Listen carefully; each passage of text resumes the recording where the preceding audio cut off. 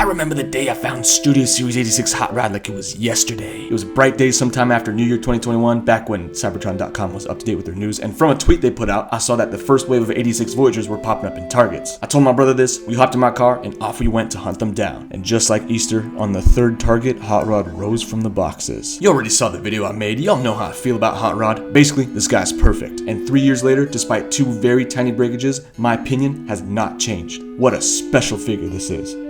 And it got me thinking, damn, if they're gonna do a Rodimus Prime, there's no way it could possibly be better than this. Turns out, I'm a fucking dumbass for thinking that.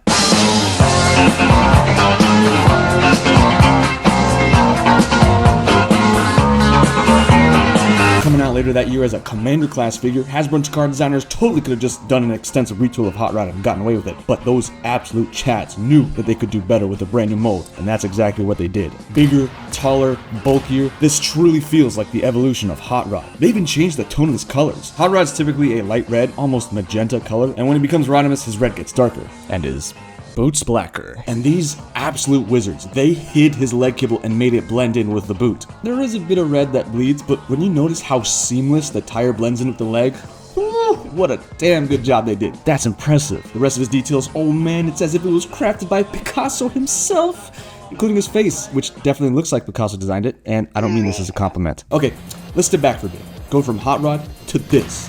Yeah, this dude's seen some shit. But hello, Transformers fans, wake up. This is your fault. Season 3 of the G1 cartoon was filled with Rodimus' struggle to just come to terms with leadership, all while dealing with the constant shit from fans saying he's nothing like Optimus Prime, he killed Optimus Prime, Rodimus Prime fucking sucks. Hell, I fucking pissed on this guy back when he was Hot Rod. So my point is, do you understand why his face is like this? Do you understand the shit we put him through?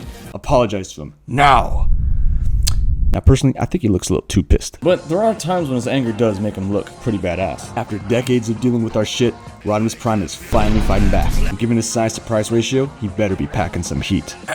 So, when the War for Cybertron trilogy began, Hasbro introduced 2 new things. 1, Leader class figures being a Voyager figure with a big accessory, and 2, Commander class figures, a new figure class that was bigger than Leader but smaller than Titan. It started with Jetfire and Siege, then Skylynx and Earthrise, but somewhere on the drawing table, Hasbro, those greedy scumbags, decided, hey, let's cut corners by making Commander class figures a Leader class figure with a big accessory. And I was worried about this trend because either the Leader class figures just didn't feel up to par with the Voyager standard, or their big accessory was a piece of shit. But Hashtag knew this, so they not only decided to design Rodimus Prime to be a super Leader class figure, but his big accessory, unlike Earthrise Optimus, is not a piece of shit.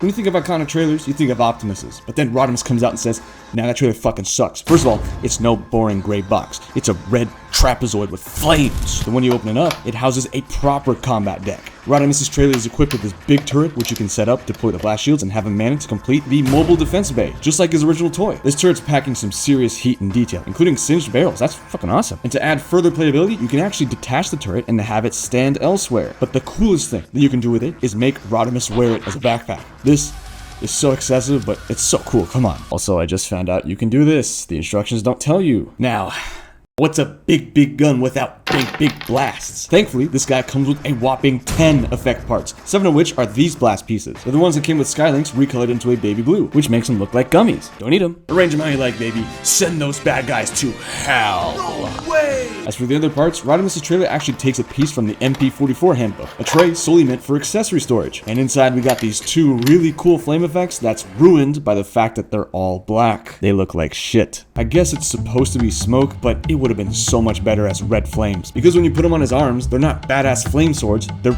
piece of shit tar swords. They really could have given him flaming Wolverine claws. Man.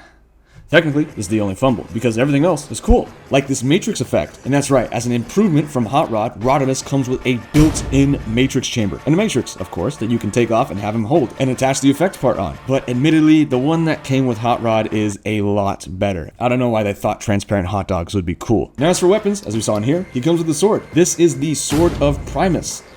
I don't know what the hell the Sword of Primus is. I like the sword, it clips into his hands and it looks cool. You can really give him some personality with it, it's awesome. The only boo-boo is the peg that's used to store it because it's part of the blade. But it does have the added perk of being stored like how Link stores his weapons, so I like it. Makes me wish he came with the shield though, damn it! And finally, of course, you can't forget RODIMUS' iconic blaster, his photon eliminator. You can have him single-hand or double-hand wielded, and to help storage, you can actually fold to compress it. So, pretty epic accessories. Not everything can be stored somewhere, but I mean, if you take out the big turret, you can just throw everything aside, you know, maybe shake it a bit too. Nice. Now, have I convinced you he's a super leader class figure yet? No? Alright, stand back, let me shut you up. Look at this articulation. Look at what it can do. They said, hey, remember Studio Series Hot Rod? Now we can do better. Let's give him a neck joint. Ooh, let's give him butterfly joints. Ooh, let's give him double jointed elbows. Ooh, let's give him inner wrist movements and perfectly articulated hands with an individual pointer finger and knuckle joints. Ooh, tell me this guy ain't good. Of course, he's got everything else Hot Rod can do, but better. So you can get him in this pose, or even this pose. RODIMUS is just built different. He's solid, he's a stunner, and stands with an immense presence despite his size. Definitely has the posture of a leader with looks that are pretty intimidating. So you see what I'm saying? Jam-packed with features, great articulation, fantastic look. This guy's more than a leader class figure. He's a super leader class figure. And yeah, Kingdom RODIMUS Prime's awesome. What the fuck? He transforms? Hell yeah, he does, idiot! We got his futuristic SUV mode. Now before we dig in, first we gotta take a look at the car, which, yeah, they improved over Studio Series. What I like about this car is that it's Hot Rod, but beefed up, so they're different. Hot Rod's looking more sleek, RODIMUS is looking more meaty. His size difference is pretty crazy. He still suffers from a bit of mismatching colors, but they fixed everything else with him. He's not a pancake, the back of the car has proper detail, and speaking of detail, look at this guy. We got the vents, we got the sculpt, and this mechanical detail is just looking really nice. What can I say, man? This is a cool ass car. Only thing I have to say against it is the gap in the windshield. Come on, guys. But aside from that, it's perfect. He can roll, and he can do stuff with accessories. You can mount his gun on the spoiler, or store it on the sides. You can store the sword underneath him, and it doesn't interfere with the rolling. And you can have him smoke up the place with the smoke parts. This looks gross. And you can't use other effect parts because of how the pipes are designed. But you can use hot rods, just wish they were bigger. Okay, now for the big fella, the trailer. It's a simple matter of connecting him in and ooh, what a long boy. This is a big trailer, and I think the big flames are kind of obnoxious, but come on, man, you really saying that shit right now? This thing is great. It really completes his look. I love how the pipes look like they continue from the car and alongside the trailer. It's just a shame that it breaks there, and the black parts were truly designed for these pipes. They fit in pretty snug. Still looks ugly. And this thing can't be good for the environment. It just looks like driving it for 5 minutes will melt another polar ice cap. Oh yeah, the blue effect parts fit him in the back. That's flaming hot. And he's got a billion ports everywhere, so you can just plug shit in them. Like his BFG on top of the trailer so he can fucking shoot people and cut them off on the freeway. God, I wish I could do that. Now this is the biggest flex of this trailer. The original Optimus Prime Toys trailer had this great feature of just being able to load in other Autobot cars inside of it. In Earthrise Optimus Prime, a toy that's trying to be an update of the original, this fucking idiot redesigned his own trailer to be smaller so he can't load in anybody. RODIMUS Prime, however, masterpiece.